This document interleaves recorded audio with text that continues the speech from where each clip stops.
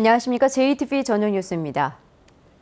현대중공업이 직원들을 대상으로 담화문을 발표하고 뼈를 깎는 고통 분담을 호소했는데요. 인력 감축에 대한 언급은 없었지만 현대중공업 군산공장의 위기감이 커지고 있습니다. 정원희 기자의 보도입니다. 현대중공업 조선 관련 계열사들이 직원을 대상으로 담화문을 발표했습니다. 올해 선박 수주를 5척밖에 못해 일자리가 줄고 도크가 비는 것이 현실화됐다며 수주 절벽에 대응하기 위해 비용 절감 등 뼈를 깎는 고통 분담에 힘을 모아달라고 당부했습니다. 현대중공업 군산공장은 정규직 750명과 사내 협력업체 3,700여 명 등 4,500여 명의 근로자들이 담화문 발표를 지켜봤습니다. 근로자들은 인력 감축에 대한 내용은 빠졌지만 정부의 구조조정이 현실화되면 고용 유지를 장담할 수 없다며 불안감을 떨치지 못하고 있습니다. 더 구체적으로 좀 나와봐야 될 것 같거든요. 저도 잘 모르겠습니다. 저도 담화문을 봤는데 아직까지 그걸 좀 알아봐야 될 것 같습니다. 현대중공업 노조는 최근 회사 측에 3,000명 감원과 조직 통폐합 투진에 반대 입장을 밝혀 이번 담화문을 놓고 갈등의 여지가 남아있는 상태입니다.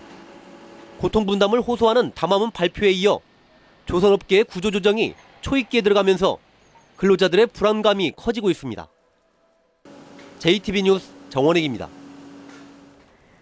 전라북도의 건설 폐기물 조례 제정 과정에서 특혜 논란이 일고 있습니다. 폐기물 보관소의 일부 시설 설치를 면제하면 업체 수익은 커지겠지만 주민 건강이 위협받는다는 우려가 나옵니다. 김철 기자입니다.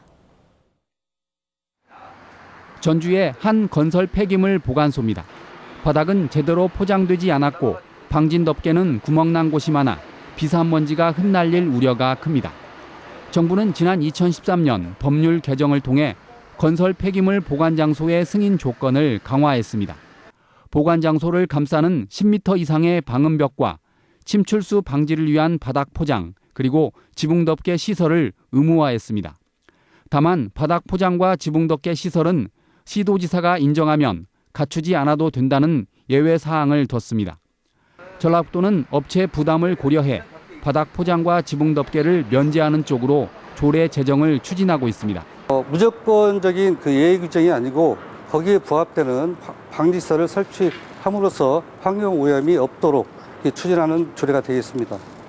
주민들과 환경단체는 반발하고 있습니다. 바닥 포장과 지붕 덮개 설치가 빠지면 폐기물 비산먼지가 늘어나 환경이 오염되고 주민 건강이 위협받는다는 겁니다.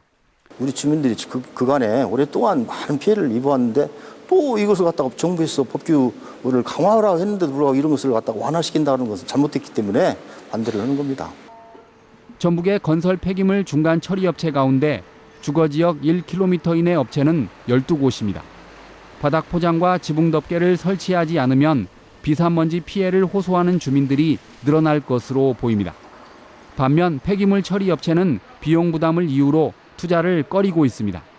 조례를 만들어 예외를 인정하면 폐기물 업체에게 유리하지만 주민 피해가 예상되는 상황에서 전라북도가 어떤 결정을 내릴지 주목됩니다. JTBC 뉴스 김철우입니다. 새만금 방조제가 개통된 지 꼭 6년이 지났습니다. 그동안 관광객을 끌어모으기 위해 다양한 프로그램을 시도했는데 관광객 수가 오히려 개통 때의 절반 수준으로 뚝 떨어졌습니다. 보도에 송창용 기자입니다.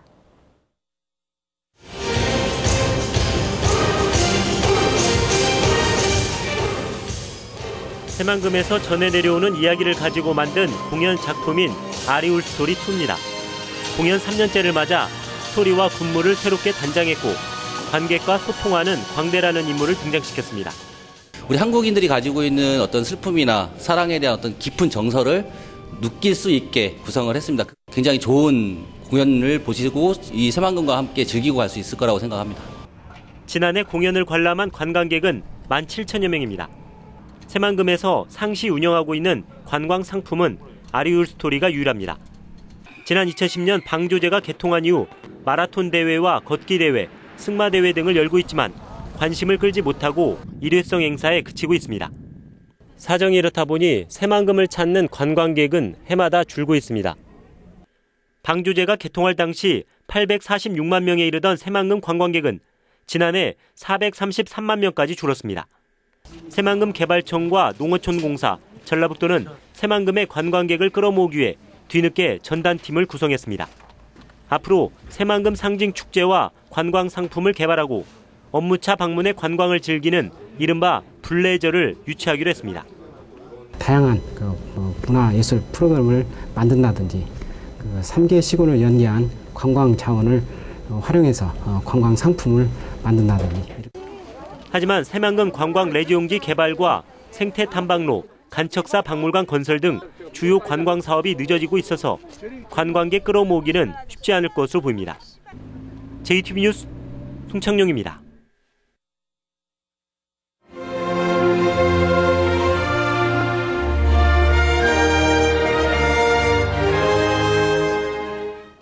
소외계층을 위해 나눔을 실천하는 봉사자들의 이야기를 소개하는 순서입니다. 오늘은 농촌 주민들을 위해 재능 나눔을 실천하는 봉사자들을 김진영 기자가 만났습니다.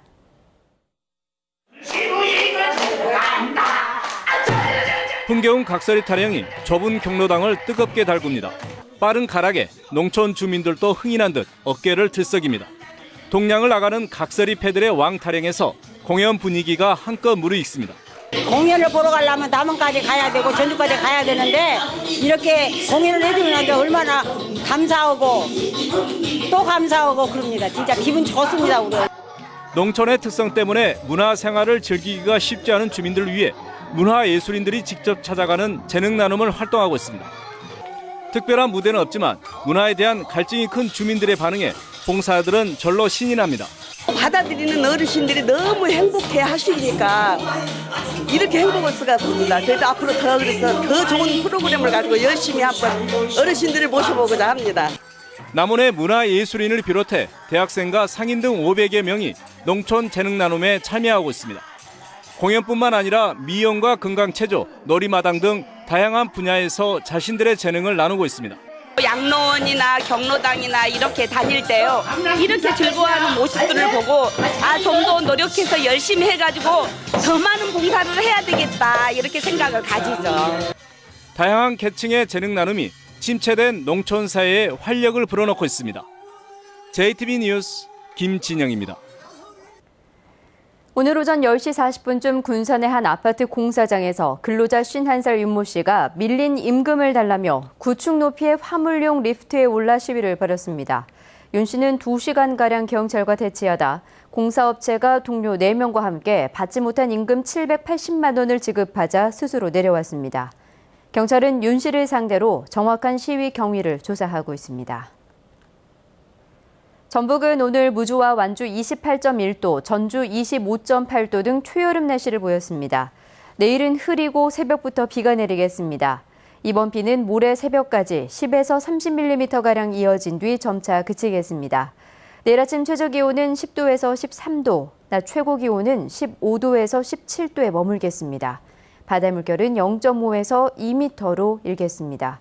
전주기상지청은 모레 비가 그친 뒤에는 다시 기온이 올라 평년 수준을 유지할 것으로 내다봤습니다. 이상으로 JTBC 저녁 뉴스를 마칩니다. 고맙습니다.